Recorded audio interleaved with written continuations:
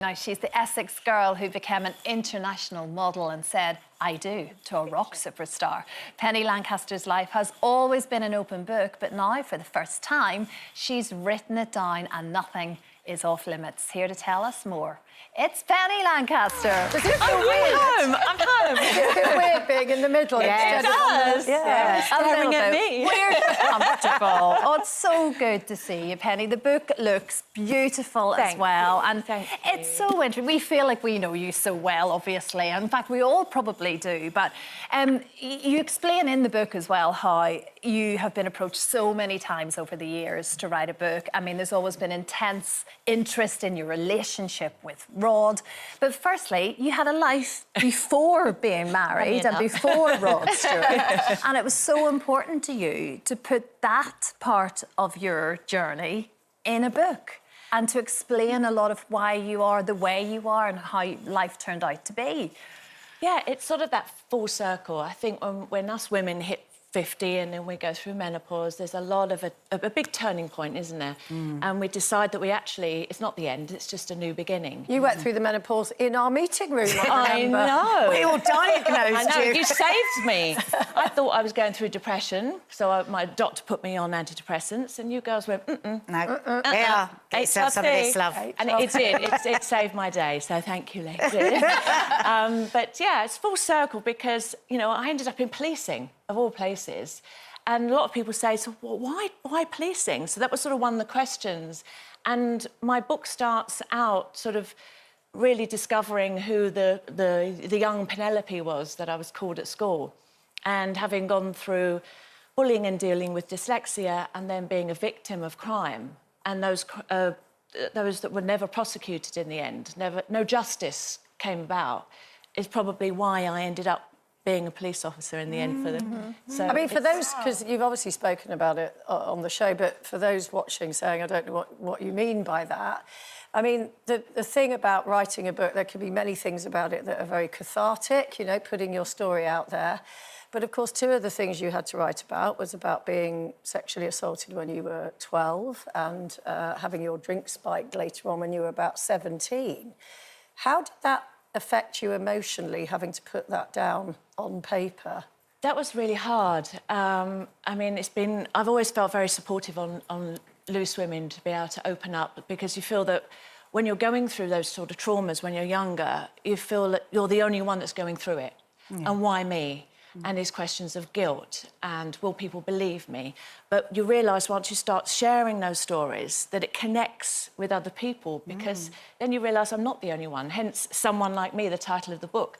I feel that there's so many people that would have gone through similar situations that feel that they can relate.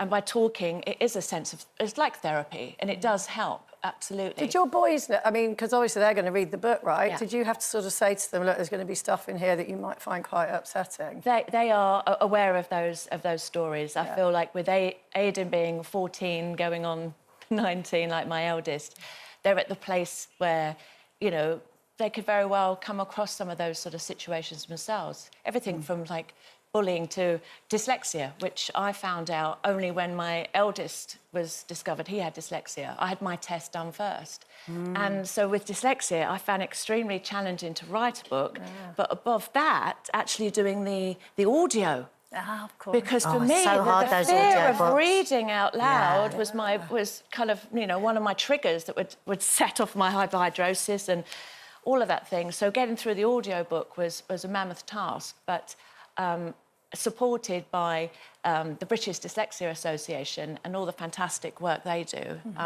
You've done well. It's a great read. Now, Penny, you're such a talented photographer. You're a beautiful model. You was a model for many years. And so you've obviously got a lot of confidence. But I was an Ultimo girl like you. I don't know if you remember when you had, you know, you wrote about it in the book. But how have you felt kind of getting older in that industry and being replaced? Because I know there was a famous story about you being replaced by Rachel Hunter for the Ultimo campaign. How did you deal with that? Because that was such a tricky thing to navigate. Yeah, I mean, you say confident model. I've found so many models actually have the worst amount of confidence, because when I was at school, one of the reasons I was bullied was because I was the tallest, taller than all the girls, taller than all the boys, really, really, really skinny. I'd wear layers of clothing, like extra tights to make my legs look thicker, padded a bra up. And then when I left school and started modelling, I was told I wasn't skinny enough. So then I went on these serious diets, and even before modelling for like underwear or swimwear, I would take salt tablets to help reduce the amount of water retention on the skin, so I would appear to be skinnier. So I went through a whole gamut of, you know, trying to put weight on, then trying to lose weight, and even making excuses on set as to why I wasn't this vision I imagined they wanted me to be. You know, look back now, of course, and you just think, oh, my God, what was I complaining about? It is quite I was just so insecure. You've done a chapter in the book calling it Bra Wars, and it's quite a jaw-dropping chapter, I have to say, because I didn't know the half of it. So, obviously, Ultimo was a bit like our version of Wonder Bra, wasn't it? Yes. And you became the Ultima girl. You were It was a big deal, posters. James. Huge deal. And then you literally woke up one morning, opened the papers, and you'd been replaced. Not only been replaced, but been replaced by Rod's ex-wife, which, personally, I think that was deliberate. Over to you, what do you think? She's avoided it once. I mean, it's a very, very long, complicated story. Yeah. And it's all in the book to be discovered. Let me put it that way. Have you sort of... Because it did knock you for 6 at the time. Are you kind of like, oh, who cares now?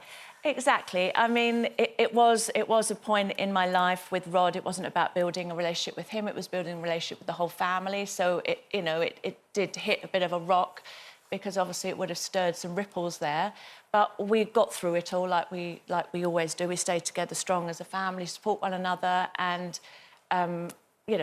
everything couldn't be more wonderful than it is now. So that is the past, but it is a story that needed to be told. Yeah, absolutely. Yeah.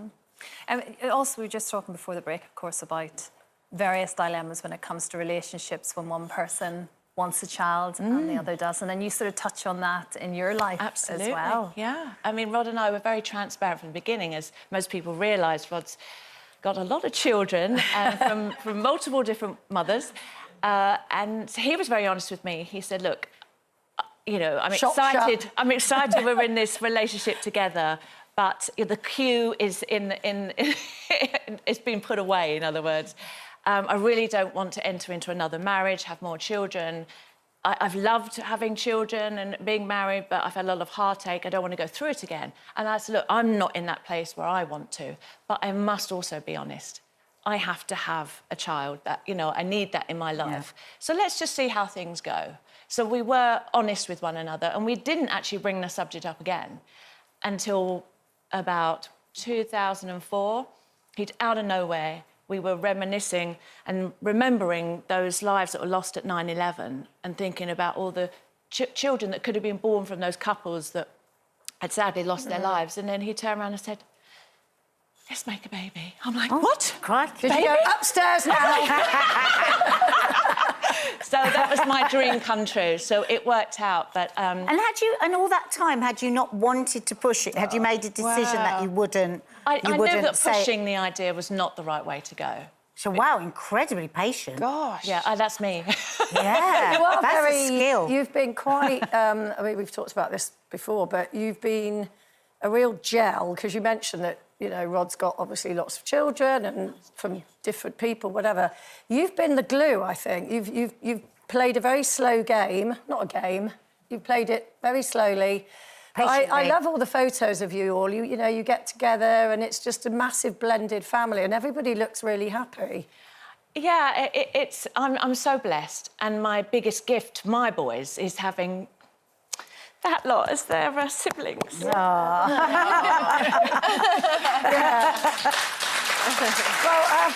I have to say a lot of that is down to you being receptive, and being a nice person for them to be around. Well, it's having that empathy, isn't it, and understanding what it's like for others in that situation, not just yourself. Yeah.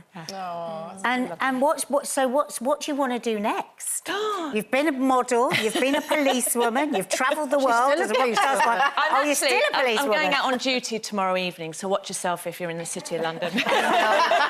But you get so much from that. We couldn't believe it when you said you were doing it. I thought, what? Yeah. And actually, I think you get more from that role than... I know, I never imagined. You ever imagined? I thought it was me giving back, but what that gives me in return is incredible. And an amazing charity, Cops Care of Police Survivors as well, who I was first introduced to, kind of paved the way. And they take care of families whose family member has sadly died in the line of duty. And so it's the combination of charity and giving back, but what it's given to me is amazing. I love it. And has Rod got used to it yet? Because right at the beginning he was like, I'm going to go and pick her up. I'm going to go pick her up from duty. I'm going to follow her around in my car. Well, if anything now, he says to me, when was the last time you went into duty? I think you need a dose of that. He knows it's sort of part of who I am now. So. Does he still send the chauffeur to pick you up, which I think must look hilarious outside the police station? The thing is, he's away at the moment on tour for a month, so I'd take the train. You can. Yeah. And it's an absolute... We've only touched the surface, obviously. Like I say, it's just... We felt like we knew you, and there's so much more in here. And we mentioned there, we touched on the Ultimo campaign issue. You do have to read the book for the entire story because it is quite a story. Just as a quick reply, Michelle Moan had said that it was a competitive market and major department stores had made it clear that they wanted a change. Read the book, and I'll let you all decide. Penny, it's a wonderful, wonderful insight into the real you. Thank you. Penny Lancaster, everybody, and the book is on tomorrow.